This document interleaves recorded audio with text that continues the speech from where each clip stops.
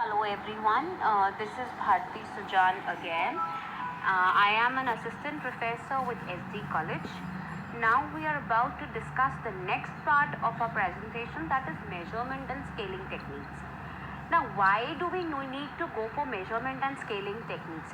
The most important aspect is that whenever we collect data, we need to make it in a numerical form, that is 1, 2, 3, 4. Any kind of number is readable by softwares like XLS as well as softwares like SPSS. Now, if you want to take out any kind of data analysis, you need to convert your strings or words into numbers. For example, you've asked questions about the gender of a person. Now you will be having male as well as female opponents. Now how will you put them in SPSS? SPSS is a software that is used for statistical techniques.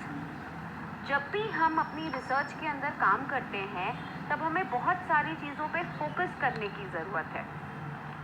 अब आपने data तो collect कर लिया, आपने सामने वाले से पूछ लिया आपकी एज कितनी है, आपने सामने वाले से पूछ लिया आपका जेंडर क्या है, आपने सामने वाले से ये पूछ लिया कि आपकी सैलरी कितनी है, आपने ये पूछ लिया आपका ग्रेड क्या है. अब सामने जो रिस्पोंडेंट है उसने आपसे ये कहा कि मेरा ग्रेड एक असिस्टेंट प्रोफेसर है. या मान लीजिए आप एक बंदे के पास गए और वो एक बैंक एम्प्लॉय था, उसने कहा कि मेरा ग्रेड जो है वो एग्जीक्यूटिव लेवल है, आई am on the 3rd grade in the hierarchy. अब ऐसी सब चीज़ों के अंदर how will SPSS analyse anything? what we need to do is we need to convert these grades, we need to convert these genders into numerical form. Measurement and scaling techniques एक ऐसे factors हैं जो आपके pre determined rules के हिसाब से आपके इन सारे फैक्टर्स को, या जिसको हम डिस्क्रिप्टिव्स कहते हैं, इनको स्ट्रिंग फॉर्म से यानी कि एक वर्ड फॉर्म से आपको न्यूमेरिकल में कन्वर्ट करने में हेल्प करते हैं. आपने अपने क्वेश्चनएयर में पूछा है कि आप जो हैं वो कौन सी ग्रेड को बिलोंग करते हैं. उसने कहा मैं एग्जीक्यूटिव ग्रेड को बिलोंग करता हूँ and I am on E3 level. अब E3 is nothing for an SPSS software. वो सिर्फ और सिर्फ इसको एक कैटेगरी की तरह ले लेगा. You can type E3 category, you can type executive into SPSS, but जब आप इवैल्यूएशन करने बैठेंगे तब आपको इवैल्यूएशंस में प्रॉब्लम आएगी. आपने कहीं पे एग्जीक्यूटिव का EXEC लिख दिया और नेक्स्ट जगह पे एग्जीक्यूटिव्स पूरा लिख दिया, वो आपको एक कैटेगरी में डिवाइड करके एनालिसिस करके नहीं दे पाएगा. जब हम स्टैटिस्टिकल टेक्निक्स यूज़ करते हैं तब हम इनको नंबर्स दे देते हैं. फॉर एग्जांपल मैंने मेल को दिया 1 और फीमेल को दिया 2. Now a 3rd category has also been introduced और जिसको हम लिखते हैं ट्रांसजेंडर. इस कैटेगरी को हम 3 देते हैं. अब ऐसी सिचुएशंस में it depends entirely on the researcher कि वो उनको 1 2 3 देना चाहता है, 3 2 1 देना चाहता है. whatever suits the researcher is up to it. अब आपकी जो एनालिसिस होगी, जब आपका वो डेटा उठाएगा वो सिर्फ 3 2 और 1 उठाएगा. That means SPSS can read only 3 2 and 1, not male female and transgenders. So measurement and scaling techniques हमें बहुत सारी चीज़ों में हेल्प करेंगे जब हम इन टेक्निक्स को यूज़ करते हैं. तो सबसे पहला आपके टाइप्स ऑफ स्केलिंग आ जाएगा इसके अंदर. That would be before discussing the scaling types I would like to discuss the characteristics of कि आप क्या क्या डाल सकते हैं इसके अंदर. सबसे पहला डिस्क्रिप्शन. जिस भी चीज़ के बारे में आप बात करना चाहते हैं, you giving it a unique label. Like male को मैंने एक लेबल दे दिया है, दैट लेबल इज़ 1. फीमेल को मैंने एक लेबल दे दिया है, that is 2. In the entire SPSS sheet मेरे लिए मेल 1 होगा और फीमेल 2 रहेगा एंड 3 मेरे लिए ट्रांसजेंडर रहेगा. By order. नाउ कई बार हमें किसी चीज़ के अंदर रैंकिंग ऑर्डर देना होता है. जैसे फॉर एग्जांपल मैंने आपसे कहा बैंक एम्प्लॉयज़ का ग्रेड.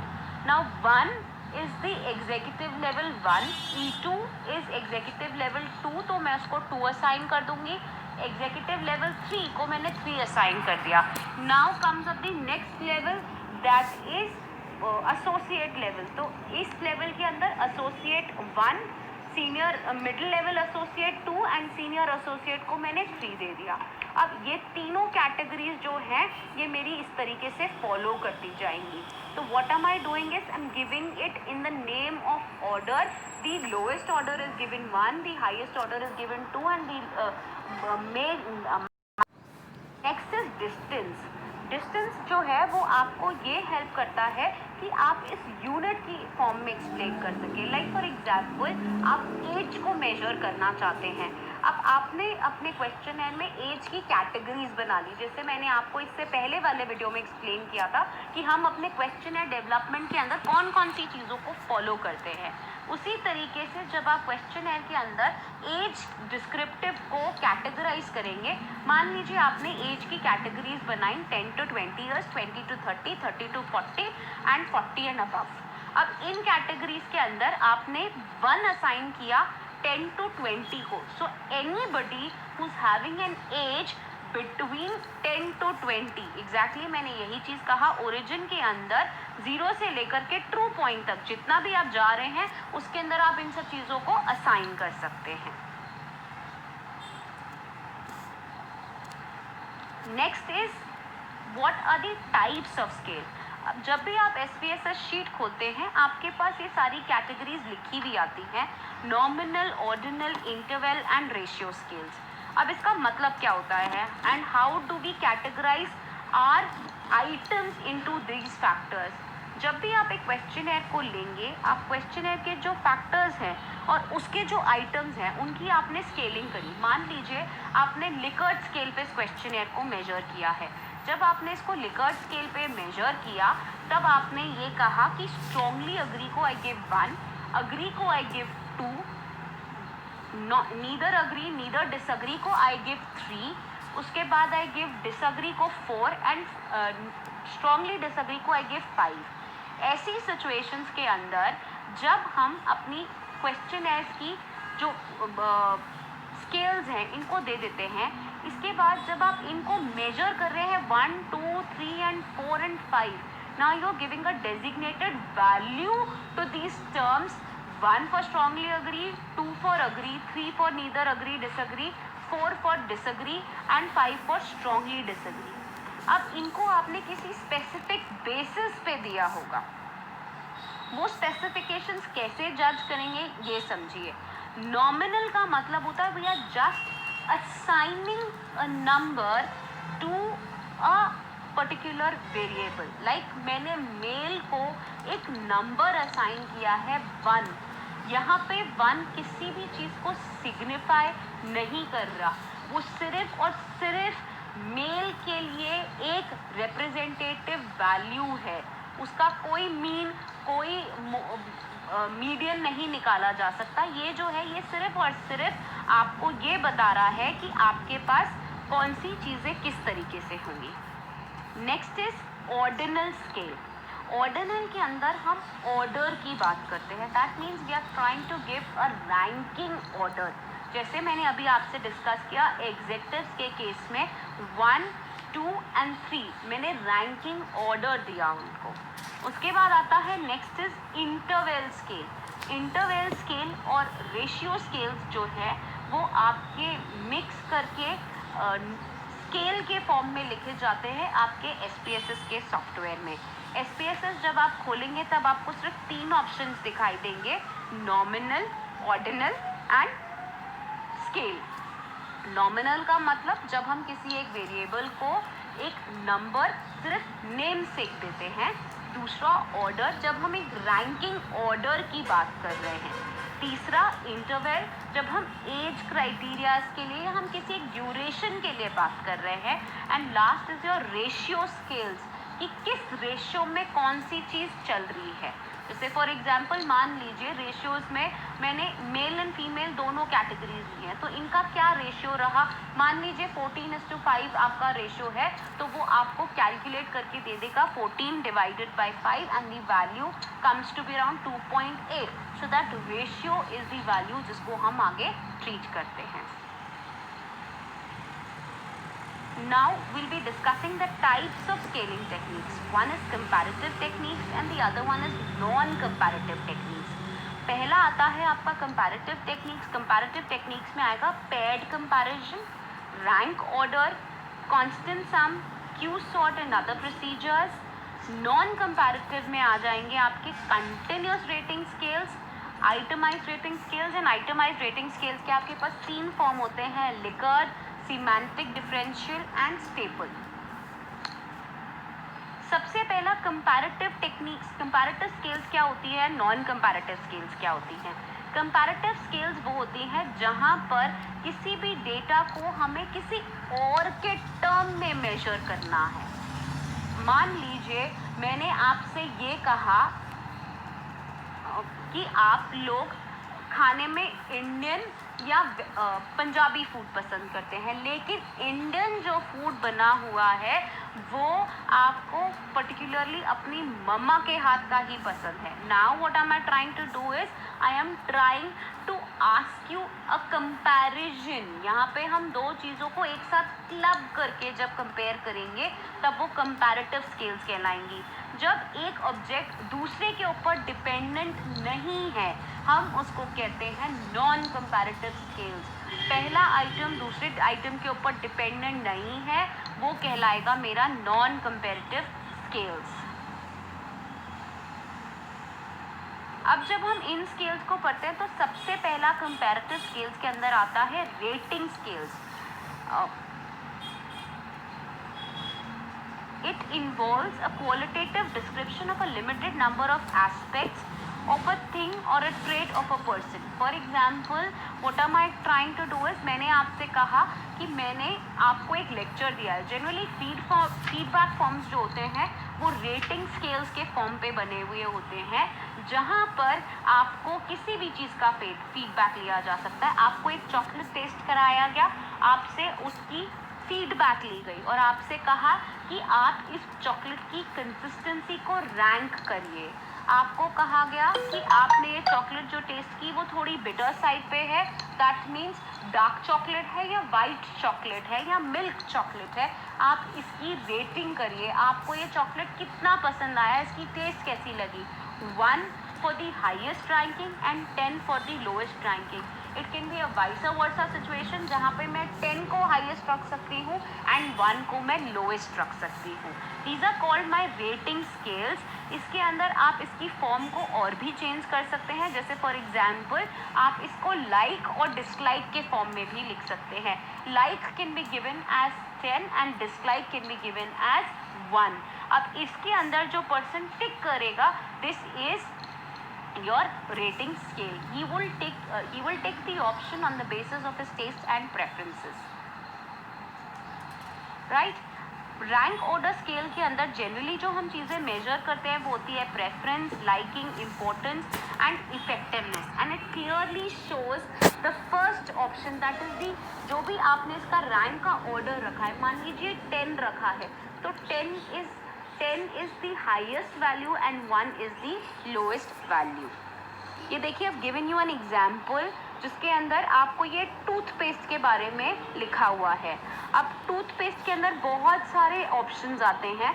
आपको इन सारे टूथपेस्ट को एक रैंकिंग ऑर्डर देना है कि आप अपने अकॉर्डिंग सबसे पहला टूथपेस्ट क्या प्रेफर करेंगे.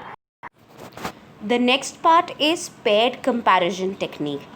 In this, respondents are presented with 2 objects and are asked to select one according to some criteria. Let's take up an example. We are given 4 projects or 4 proposals, or in fact we are given a kind of paired comparison between 4 different kind of brands. Let's say A, B, C, D. How much do we prefer brand A? How much do we prefer brand B in comparison of brand A? How much do we prefer brand C in comparison of brand A? How much do we prefer D in comparison of brand A?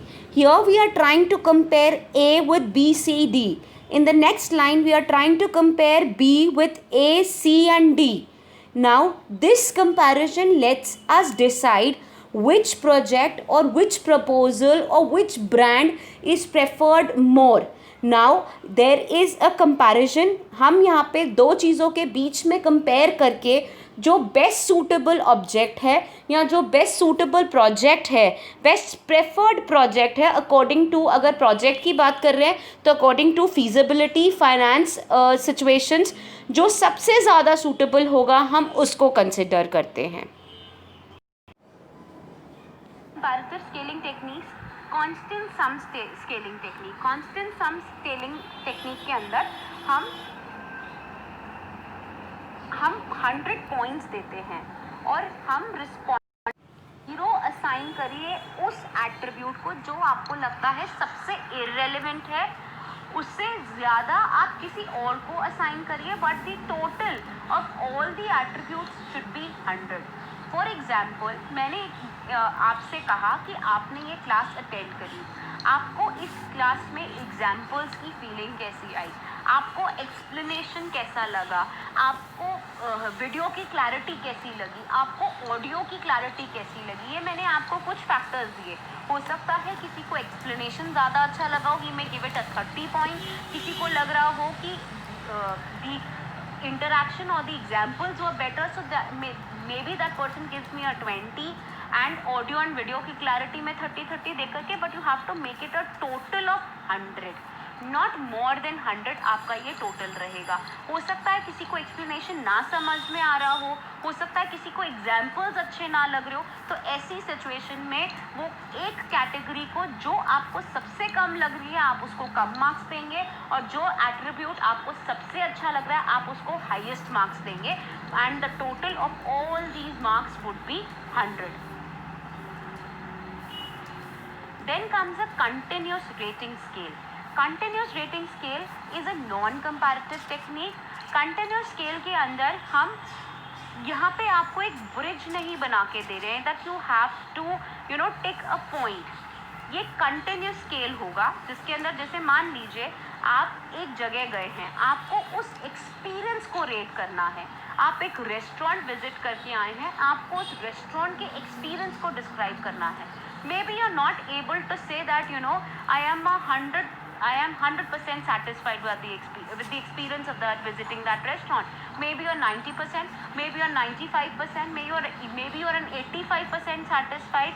तो आपको इस चीज़ के अंदर कैसा लगा, इसीलिए हम इसकी कंटिन्यूस स्केल बना लेते हैं, just like a ruler.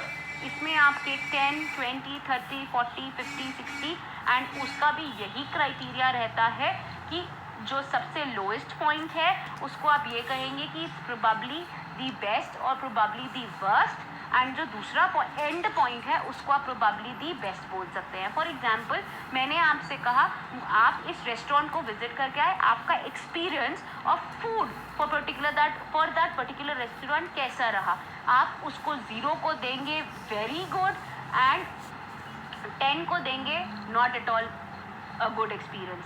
But in scales के ऊपर बाकायदा लिखा हुआ होगा what 0 means and what 10 means. You have to rate accordingly. You can see the example on the screen. जैसे इन्होंने एक्सपीरियंस के बारे में बात करी है, Walmart as a departmental store. Walmart is another departmental store which is into another part of the in some other countries, but like Big Bazaar, like we have Big Bazaar in India. So जब ऐसे outlets की बात की जाती है, या when we are talking about such departmental stores, how was our experience when we visited such kind of a departmental store? Probably the worst has been given a scale as 10, 20, 30. Very bad till 40. Then there is a break at 40. 40 to 70, neither good, neither bad. You can rate anything you feel like. Maybe you have a better experience.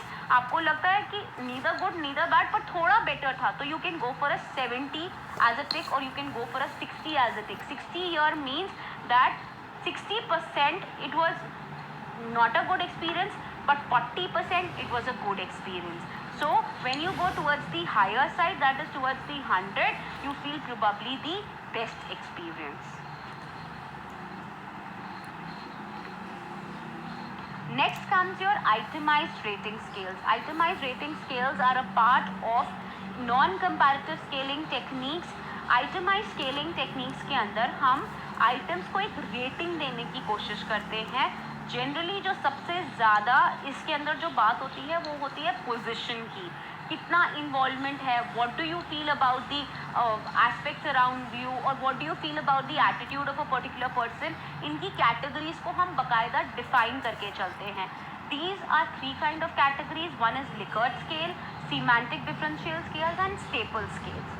सबसे पहला आता है आपका ये जो description है, एक basic characteristics दी हुई है. जब हम लिकर्ट स्केल की बात करते हैं, we are generally pointing towards degree of attitude. आपको कितनी डिग्रीज में कौन सी चीज़ कितनी अच्छी लगी. This generally helps in measuring an attitude of a person. Next is it is easy to construct and easy to understand for the respondent, and generally it is not more time consuming. When we are trying to evaluate the answers, many a times we are not able to differentiate between strongly disagree and disagree. आपको ऐसी बहुत सी situations आएंगी जब आप एक Likert scale बना रहे हैं और आपने लिकर्ट स्केल के अंदर आपने क्वेश्चन के अंदर आइटमाइज स्केलिंग को फॉलो किया एंड आपने लिकर्ट स्केल यूज़ किया. लिकर्ट स्केल में मैंने आपसे कहा कि हम डिग्री मेजर करने की कोशिश करते हैं. अब जैसे मान लीजिए मैंने कहा strongly disagree, then I said disagree. Many people are not able to differentiate between the aspects of disagree and strongly disagree. और many people take, जब आप एक ओपिनियन ले रहे हैं कि क्या आप इस चीज़ से अग्री करते हैं, क्या आप इस से डिसएग्री करते हैं, तो बहुत से लोग आपको जवाब देंगे यार I am neutral towards it. 3 here means neutral, but many a times people take 3 as they do not want to answer that question.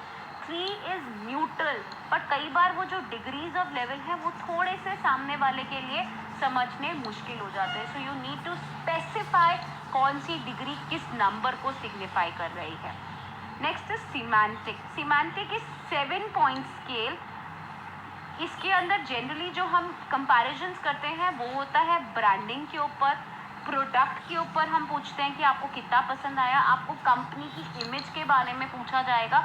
Generally जब ऐसे एट्रीब्यूट्स को मेजर किया जाता है, that time we prefer semantic scales. Again, in this also there is a problem. Here we are trying to measure things from 1 to 7. आपको बहुत सारी categories में रिस्पोंडेंट को कंफ्यूजन हो जाता है. आपके लिए they may be clear categories because you are developing that scale, but on the other hand the respondent, whenever you are building a questionnaire, the most important aspect is take yourself as a respondent when you are writing a questionnaire. Last is staple scale. Staple scale is generally taken from -5 to +5. इसमें जब भी हम कोई ऐसी चीज़ major करने की कोशिश कर रहे हैं, मान लीजिए मुझे किसी का परसेप्शन मेजर करना है, हो सकता है सामने वाले का परसेप्शन नेगेटिव ही हो, ज़रूरी नहीं है. हो सकता है परसेप्शन पॉजिटिव ही हो, ज़रूरी नहीं है. Many respondents might respond as a negative attitude and many respondents might reply as a positive attitude. So in situations के अंदर हम स्टेपल स्केल को यूज़ करते हैं. It's very easy to construct, but it's confusing and many a times difficult in applying towards a lot of questionnaire. This is an example of Likert scale. जैसे कि मैंने आपको बताया कि लिकर्ट स्केल जो है जनरली डिग्री मेजर करने में हेल्प करता है और जनरली हम इसको बनाते इसी तरीके से हैं. Strongly disagree, disagree, neither agree, neither disagree, agree and strongly agree. You can easily clarify कि इस तरीके से लिकर्ट स्केल एक क्वेश्चनेयर में बनाया जाता है. इसके अलावा आप इसको और भी चीज़ों में चेक कर सकते हैं. फॉर एग्जांपल, आपको किसी का इन्वॉल्वमेंट मेजर करना है. आपने एक एचआर मैनेजर के पास गए और आपने एचआर मैनेजर से जाके पूछा कि आपका इस पर्टिकुलर एक्टिविटी में कितना इन्वॉल्वमेंट है. उसने कहा माय इन्वॉल्वमेंट इज़ हायर और लोअर साइड। अब मान लीजिए कोई ऑफिशियल टेक्निक है, यानी कि ऑफिस का कोई मार्केटिंग की कोई टेक्निक है, या ऑफिस में फाइनेंस की कोई टेक्निक है, या ऑडिटिंग का कोई काम है। ज़रूरी नहीं है कि हर मैनेजर का रोल उस चीज़ में बहुत ज़्यादा होता हो। तो जब ऐसी चीज़ आएगी तो आप उससे पूछ रहे हैं कि how much were you involve in financial analysis और the financial balance sheet that was made this year. So may be that the HR manager had completely no involvement. तो आप इसमें इन डिग्रीज को चेंज कर सकते हैं। इसको स्ट्रांगली अग्री की जगह आप लिख सकते हैं absolute no involvement. Then disagree की जगह आ जाएगा no involvement. Neither agree neither disagree के अंदर आ जाएगा neither high involvement neither low involvement. Then agree की जगह अंदर आ जाएगा आपकी जगह पे involvement, yes I am involve. And strongly agree की जगह आपके पास आ जाएगा highly involve in the decisions about it. So यहाँ पर ये लिकर्ट स्केल ज़रूरी नहीं है कि इन्हीं 5 डायमेंशंस के ऊपर पड़ेगा, लेकिन अगेन यहाँ पे हम डिग्री मेजर कर रहे हैं। जिस भी चीज़ में डिग्री मेजर होगी वहाँ पे लिकर्ट स्केल यूज़ होगा। Next is this is a kind of Likert scale जो मैंने आप लोगों के लिए तैयार किया है। आप इसको पढ़ सकते हैं।